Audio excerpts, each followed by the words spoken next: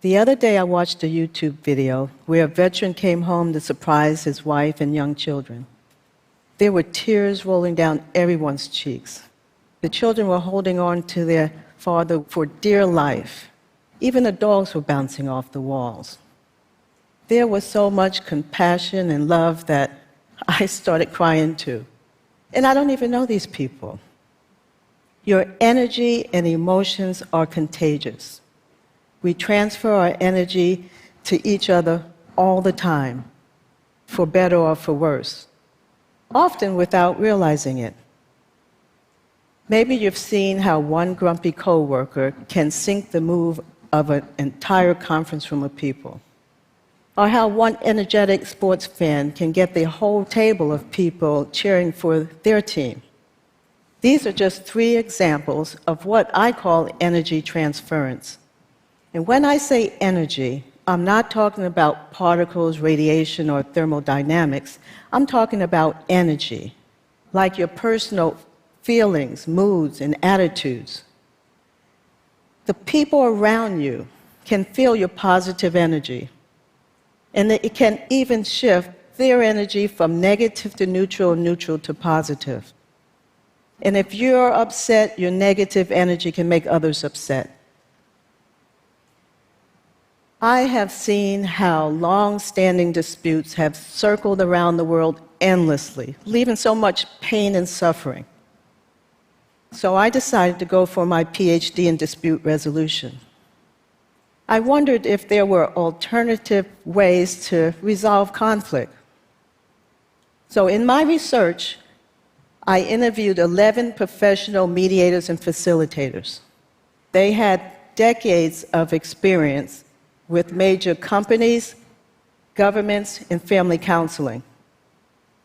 They all agreed that positive energy transference is an innate ability and a learnable skill, one that you can use in your daily life.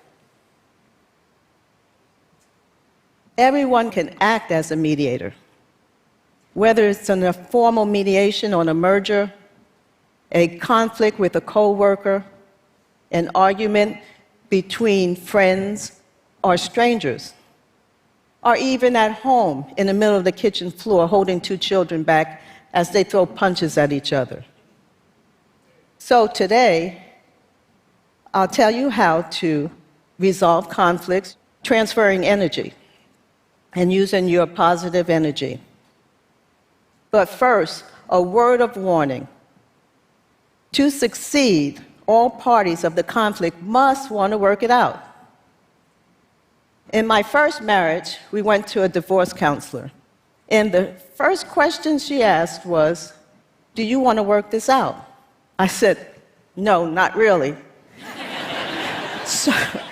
So she said, "Well, sorry, I can't help you." So we turned around and walked back out. So, assuming that's not the case, here are 3 simple steps to unstick a conflict, move it forward using your positive energy, and come away with a peaceful resolution. Step 1, prepare. One of the biggest mistakes you can make as a mediator is to jump right into a conflict when the emotions are high. Whenever possible, the best bet is to set a future date and time when the emotions and energy can settle and deflate, giving you the opportunity to get ready for the conflict and to start shifting positive energy into the mediation. For example, say your daughter wants to go bungee jumping, and dad says, "No way." So she comes to you and asks you if you can help her talk to him. You think it's a crazy idea to tie a rope around your ankles and jump off a 500-foot bridge. But you can't say that because you're the mediator. So this is what you do instead. You schedule a time that's convenient for everyone. You meet in the most comfortable room that has no distractions. You make sure that everyone has a glass of cold water. You meditate for a few minutes to eliminate outside distractions. This will allow you to focus, stay impartial, and bring your positive energy into the mediation. Step 2, diffuse and move forward. In step 2, you want to observe, listen, and ask questions to diffuse the conflict and move it towards a collaboration. Asking neutral questions will make people stop and think. During this pause, will allow negative energy to start diffusing.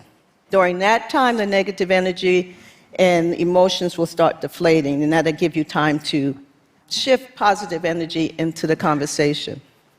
For example, I was a project manager, and we were installing a major software system for payroll system.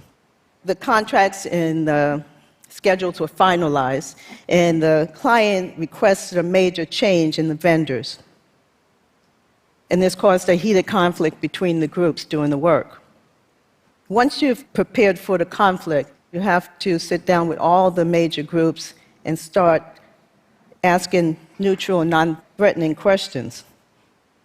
Ask questions like, well, how much will this cost and when can it get done? This will give you the intent that you're suggesting a collaboration. And you can ask, what do you think about this new change? This will help people diffuse and feel like they are validated. And also ask, are there other possibilities that we haven't considered? This will refocus on new ideas rather than fixed points of view. So when the smoke has cleared and the stone faces begin to melt, that's time to get a consensus. Once that's completed, you'll have that positive energy going for you. So step 3. Step 3 is to make an agreement. I was told in the interviews that the energy in the room is constantly moving and changing. And once the energy is neutral, that's time to get a consensus in a verbal or written agreement. That's true of business and interpersonal conflicts too. I co-mediated a conflict between 3 college roommates. And we discussed everything from who would take out the trash on which days to how they would use the open living space. And even though this was a mediation between friends, we still wrote up a written agreement with specific steps to make sure there was no misunderstandings.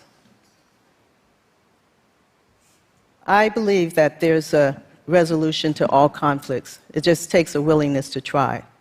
Your positive energy that comes from your compassion, empathy, and sincere intentions, and it's your desire that sets it in motion. So I believe that everyone can use their positive energy to resolve the next conflict in their life. Thank you.